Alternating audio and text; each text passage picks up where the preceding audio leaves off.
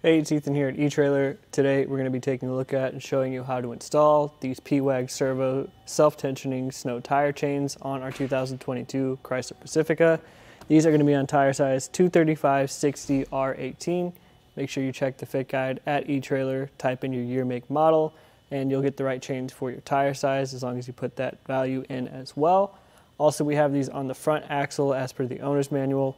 Make sure you double check that to get the chains on the right axle for your car. But as far as the Pacifica goes, we do have some limited wheel well clearance. And if you do live in an area where you need chains that are going to be easy to install that you can use for moderate to heavier snow and some icy conditions, but you want them to last for a long time, these are going to be a great option for you. So let's take a closer look.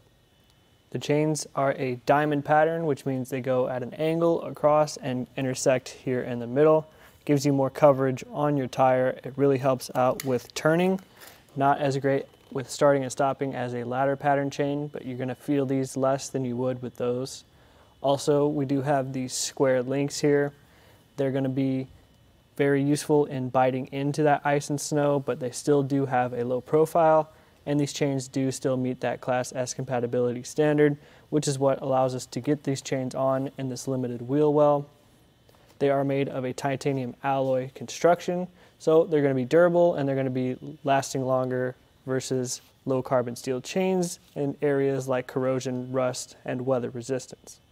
On the inside chains here, you can see we do have a couple of different colors. These are going to be powder coated, not only to protect your rims and your tires, but also your hands in the event that you're installing these and it's really cold out. Your hands are going to stick to untreated metal a lot more than they're going to stick to this black powder coat finish. We also have these bumpers here along the way to protect your tires and your rims.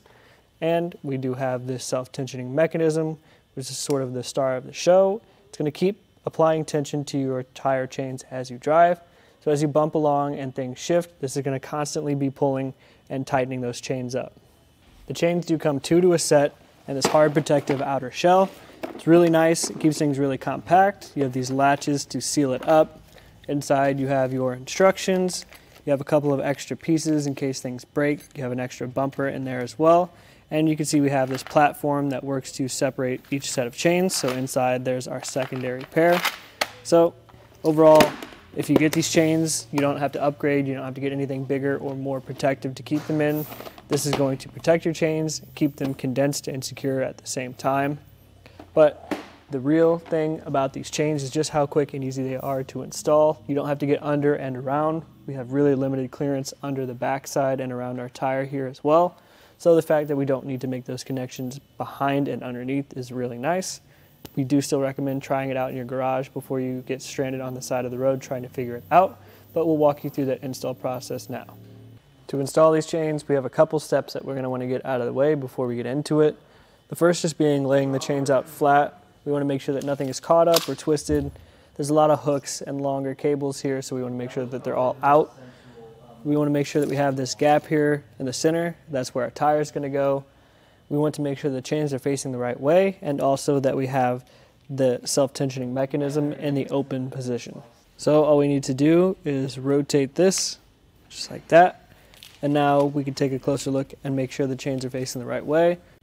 Now we'll look at this hoop at the end of each set of links. We want to make sure that we have this flat side facing up. That will be the side that's going to make contact with the tread of the tire rather than these hooks that are on the other end. We'd rather not have those rubbing up against there. So if we have them facing up like we do now, we're ready to go.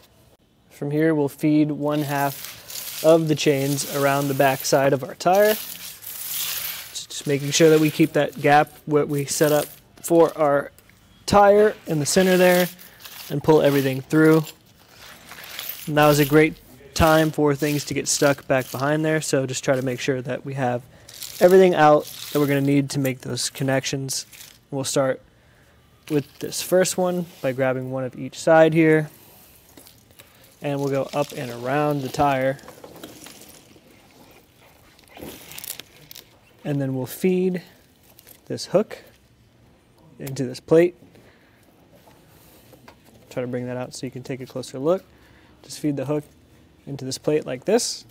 Once it's stuck and caught and it looks like this, then we can drape the rest of the chains forward. Make our next connection with this red hook and these red links right here, just like that, and push those to the back, making sure that we have everything centered, front and back, and left to right. And then we'll come down here to the bottom, which is where we're going to make our connections with our self-tensioning mechanism. Why we needed to make sure that this was open, so when we come down here, now we do have the ability to actually pull the self-tensioning cable out of the mechanism there, which allows for this catch plate to come closer to this hook.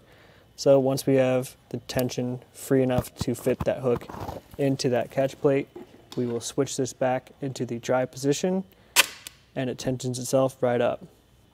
After we have everything set up, it's probably a good idea just to give it a pull or two, just to get another click of tension so that it's not doing all of the work. But once we're here, we have the chains installed. Just make sure you get them on your driver's side tire as well. Roll forward or backwards a few times just to make sure everything is secure, but the self-tensioning mechanism will keep tensioning as you drive, so you're ready to go. Overall, as far as chains go that fit this car and this limited wheel well clearance, these are probably my favorite that I've worked with. Just the fact that we don't have to get down underneath and around to install them. They've got that diamond pattern, self-tensioning mechanism, so you don't have to come out and adjust them quite as often. They're gonna last for a really long time, make them a really, really solid choice.